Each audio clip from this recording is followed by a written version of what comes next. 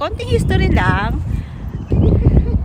Galing Japan to, binigay ng Japan sa Canada. So kaya originally ang cherry blossom is halaman talaga ng Japan. Yun yung alam kong kwento ng cherry blossom. Kung bakit may cherry blossom dito sa Canada. So comment nyo nga guys kung totoo ba yung nabalitaan ko na galing sa Japan tong binigay ng Japan kay Canada tong cherry blossom as a gift para sa kanilang yung nagkasundo yung naging mag-friend ang Canada at saka ang Japan. So ito yung isa sa mga binigay ng Japan dito sa Canada. So yun yung alam kong history ng cherry blossom, bakit may cherry blossom dito.